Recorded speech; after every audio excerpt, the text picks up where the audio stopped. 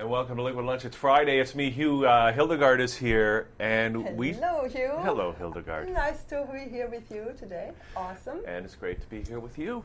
On the lucky 13th of November 2015. Friday the 13th. Friday to boot, which is a great day for all sorts of magic to happen. Now, you just dropped a bombshell just before we came on the air. You were telling me that the fifth dimensional energy is coming in. Well, so I was told. 11/11/11, when we did our ceremony of Remembrance Day of people who gave their lives for freedom. Yeah. Apparently, cosmic people, cosmic energies, people behind the scenes were working to bring new energy onto this planet. So maybe our first guest can allude to that. Well, she already said that she knows about the fifth dimension. Yes. Right? So Dagmar's here, Mrs. Green Jean's Plant Seeds, and we're really glad to be here. Thank you. I'm happy to be here. And Dagmar, you have a very, very fascinating story to tell, because from what you've told me, at some point you were growing bison. Yes. You had a farm. Bison, You yes. were? Would you kind of Where? Yeah. tell us a tale and how that relates Yes. to 5D maybe also? Absolutely. So I was living in Mount Forest, and I was a bison farmer, and now I live in Mount Albert, and I'm a vegan healer. So my transition from bison farmer to vegan healer was quite interesting. It all really came about initially with the birth of my second daughter. I realized at that point that there was more to life than what we see in the 3D world, and I started questioning things, and I was feeling incongruent with raising animals for slaughter as I was becoming more and more spiritually awakened. And it really came to a head literally one day when we were loading our bison to go for slaughter. And as they were being loaded, I was walking next to the tractor, which had a gate in front of it, and was just waving my arms. The bison are actually very timid animals, and they were slowly being pushed towards the truck to be loaded onto the truck. And one of the bison turned, realized he was being, narrowed in, and tried to jump over the fence and couldn't, fell down and was very angry, and then smashed into this gate, and I was pinned in between the gate and the tractor, and his eye was right in front of me, this gorgeous big eye with the long eyelashes, and I looked in and I telepathically communicated. And at that time I didn't know anything about telepathic communication, but I just said, please don't kill me. I have 2 children in the house, 2 babies, and I need to be there for them. And I promise you, if you let me go, I will sell the farm. I will get out of the business. And he actually stepped back, just enough time for me to jump away, and then smashed into the gate again. And I would have been killed, because this was a big 1,200-pound So animal. you got over the fence when the bison let off? That's the amazing thing, too. This fence was a solid board fence, 8 feet high, and all of a sudden I was in the field on the other side. Oh, And well, how tall are you? I'm 5'7". So that's one of those things where the angels come and pick you up and move you over there, right? Absolutely. And You I got stood wings. in the field and I thought, what just happened? And I knew something had happened, and that was the beginning of my spiritual journey. I had a similar experience with a fish one time that I caught. And I looked at the fish. I was about to fillet him, Yeah. right? And I made contact with the fish, and I let him go. Isn't it a beautiful feeling? It's pretty cool, and I don't actually want to kill fish anymore. Yeah. I don't want to eat. Well, I'm not a vegan. Yeah. Well, it's not unusual, though. A lot of people have that ability to hear the trees grow. The grass talks, the birds sitting on the park bench comes and talks to them. And because we never speak about it publicly, people dismiss it as, oh, I'm just, hallucinating, when in fact, it seems to be us opening up to different aspects of who we are. Absolutely. Now, you have a wonderful book with you. Could you tell us a little bit about that? Sure. And how can we get it? This book is available through my website, And I was asked to be a part of this book series called The Authorities, rather than the Dummies series, which everyone knows. This is the Authorities series. And everyone who's been asked to contribute to this book is a specialist in their field. And it was quite funny when I was approached to write a chapter for this series. I felt a little bit awkward because I had only just become vegan perhaps 2 months before that.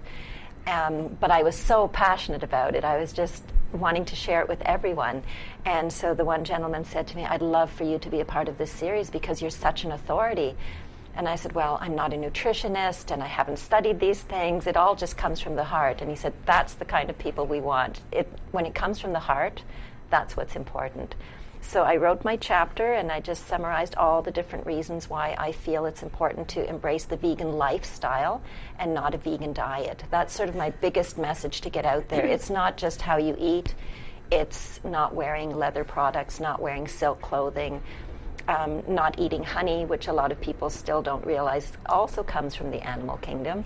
All different kinds of things. So then let's talk a little bit about veganism. You mentioned honey. Honey doesn't really kill the bee, right? Or you can eat eggs, the chicken keeps on going, you know, the typical breakfast, what is it, the chicken and egg? No, the breakfast joke. Yes. Who has more commitment, the pig or the chicken, like when you have bacon and eggs? Yes. What really moves you then to adopt this lifestyle? Commitment to the bison I get, but you're not wearing leather shoes indeed. No. Just checking. I got rid of my feather pillows, my German feather pillows, Right. and I've slowly switched things. Wool, I don't wear wool anymore. There's so many things that I've changed, and it really is compassion for all living beings and respecting that we all have our place in nature. And yes, in nature there are animals who eat other animals because that's their natural cycle. But as human beings, we really don't need to be eating animals, and at some point in our evolution we did start doing it, but if you go back far enough in time, there was a time when we lived from fruits and vegetables and seeds and grains and nuts, and we can still do so today, even more so today because of the ease of being able to get things from all around the world.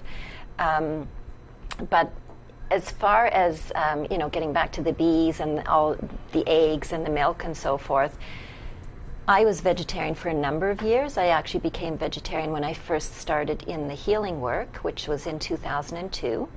And I just wanted my body to be a cleaner channel for the energies that I was transferring to clients that I was working with. And I was very much, putting my head in the sand. You don't want to look at what's really happening. And at the time that we had our bison farm, we had very close friends who had a chicken farm. So I got to see firsthand what happened there, and actually their next door neighbor had an egg farm, and I got to see what happens there. And there just comes a point where when you've opened up those doors and you've seen the truth, you can't close that door anymore and say it's not there anymore. You know what's happening. And the more I started to research and find out about things, there's an incredible harshness in the animal industry, a cruelty that is played out in our society. I truly believe you are what you think, you are what you eat, and when you are eating the flesh and the produce of animals that are kept in captivity and literally tortured, for us, for our taste buds, it really awakens in you, is this right, and is this the path that I want to go, and do I want to have that? Even the grass-fed, the organic eggs and all of that, even those industries, when you truly look behind the scenes what goes on, they all end up in the same place at the end. Yeah, that's what I was going to ask you. You used the word farm. When I think of Mount Forest, I think of huge acreages and 30,000 little chickadees coming into a battery. I don't necessarily think of 2 or 3 chickens picking around the front lawn somewhere, right? So it's industrialized production. Well, for example, our neighbors who had the chicken farm, they were considered to be free-range chickens. They never saw the light of day. They were kept inside of a barn, but because they weren't in cages, they were running around in this gigantic barn, and they even talked about the chickens. They called them a crop. And a crop, it's a euphemism. A crop is for your corn or your other grains. It's not for living beings. So we really distance ourselves. Why do we call it beef? Why do we call it pork? Why don't we say, this is the flesh of a cow? This is the flesh of a pig. We don't want to think about those things. So back to the energies, you said you want to be a cleaner vessel. Could you enlighten us a little bit what you actually mean by that? Because you say as a vegan healer, energy flows through you and that has an impact. Why is it important to consider what you actually put in your mouth? Yes. Well, as we mentioned at the beginning, so the fifth dimension, the work that I do is in the fifth dimension, which is the angelic realm. And I am really like a long-distance operator. So I establish the connection between you and the fifth dimension. So I work as that channel for the healing to come through. And I feel the cleaner that I am, the better the healing will be for my clients. So just like a glass of water, if you imagine that there's the residue of whatever was in the glass before, some juice or something, and then you're pouring in the clean water, it's going to have that other stuff floating around in it. So I wanted my body to be as pure as possible. And interestingly enough, I have had vegans contact me from quite long distances, asking me specifically for healing work, and they say, well, I could go see the local person here, but you're a vegan. And I want you to heal me because I know that you get me, and I know that your body isn't filled with all of the energies of the animals. Well, that was a question I wanted to ask. Why vegan distant healer? I've heard of distant healers before, but not somebody specifically saying vegan. I find the vegan community is often still a bit of a fringe community. I saw it when I first became vegan. There were friends who questioned me, certainly family members. Growing up German in a good meat and potatoes family and then becoming vegan, I had one of my family members say to me, what's happening with you? One day you're normal and the next day you're vegan? And I said, I didn't realize that vegan's the opposite of normal. And, that's okay. There's no judgment because we're all on our own path and we all have our own awakenings. But getting back to the healing, the distant healing, I've been able to do the distant healing since I've been doing the healing work since 2002. But I've now chosen to work more specifically with vegans and other consciously aware people. I find that they're the ones who truly understand the path, and it's not easy sometimes when you're out there on the forefront and on this fringe and wanting to bring the message to others. You can be ridiculed, you can be shamed, you can feel badly. I know some of my clients say just laying awake at night and thinking about what goes on in the factory farms and thinking about what goes on and how they were raised and what they used to do. So I help them to get through the guilt, the shame, the feelings that they've had because I've been there. As I think more than most even because I was directly involved in raising animals for slaughter. So I know the pain. It must have been a huge challenge then to also break away from that source of income, that lifestyle, because everything is economics as well. It makes me think of this movie Babe. That's one that I recommend all the time. Right? Where the farmer looks at the pig and he thinks, how can the pig now do what the dogs used to do? And it shows the dynamics, the jockeying for positioning between the pig and the dog, right? Yeah. And pigs actually are more intelligent than dogs. It's been proven. And they have the consciousness of a 3-year-old child. And when I learned that was just before I became vegan, I really sat back and I thought, my gosh, the consciousness and awareness of a 3-year-old child. So can you imagine taking a group of 3-year-old children and hoarding them into a truck and not giving them any water and any food and taking them to a slaughterhouse? Like that whole thought, that awareness is there with these pigs. Well, the problem with awareness is you need to be able to live with it, right?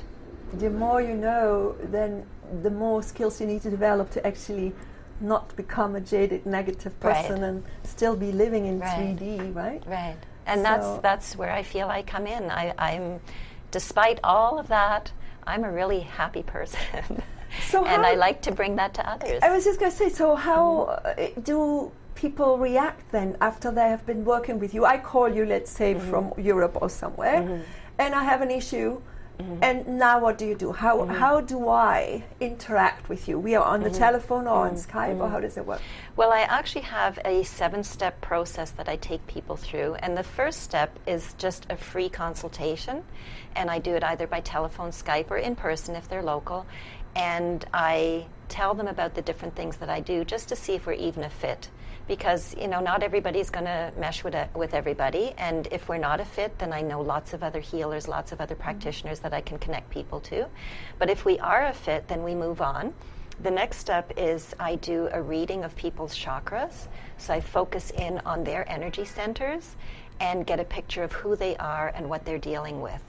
So you see things? Like, Yes. do you actually physically see something other than, let's say, the woman with the green sweater sitting in front of you? I close my eyes and I get images, Okay. and then I also ask what is the interpretation, and I am given the interpretation. So again, this is connecting to the 5th dimension. So you hear then an explanation for what you're seeing. And it's not like the booming voice of No, God. no, it's like an But extra sense. Yes. You open your extra sense perceptions. Absolutely, Yeah. yeah.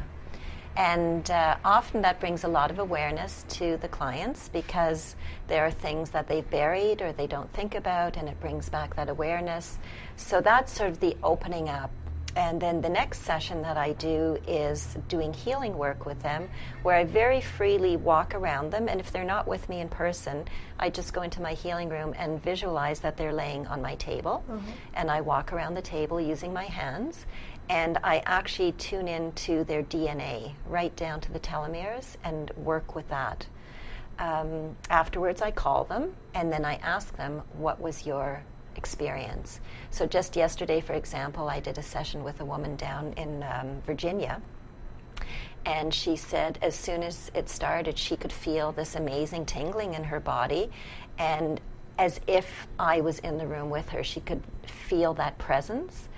And then she went on to describe the other sensations that she had. And overall, people, 99.9% of the time, they say they're very, very relaxed and they just feel at peace. Wow. And that's truly what I want to bring people, is to come back to that place of peace. No matter what we've done in the past, no matter, you know, the guilt and the shame, you can let that all go without revisiting it the way you would typically do in psychotherapy or something where you talk about things. These sessions are done in silence. Very nice. And then from there we move on, we do more sort of intuitive consulting where we both awaken to our higher levels and we work within the angelic realm in the 5th dimension, just openly. It's coaching, but I don't like to call it coaching because it's much more than that. It's both of us working together. And then we kind of round things off with individual reconnecting to the higher frequency. And this is 2 sessions, 2 days in a row. And then you are permanently plugged in to the higher frequency, and your life flows in connection with the 5th dimension. So then that would show up in your daily life. How would it show up? And before even there, maybe you want to quickly explain the telomeres. Not everybody is aware of that aspect of well, DNA. if we go down to in our body we have around 75 trillion cells. And when we go right down to the chromosome level, the telomeres are the little filaments at the ends. And it's a youthening procedure as well. When now, I would say perhaps the last 5 years or so, science has really come into the discovery of the telomeres and what they do. And it is what keeps us young. So lately there have been supplements and so forth that have been coming out that are geared specifically to keeping the telomeres active and longer and alive. And that's also how this works. The healing work that I do works with the telomeres. So these are connection points. It's kind of like little hairlines that eventually grow into something stronger. Yes. Okay.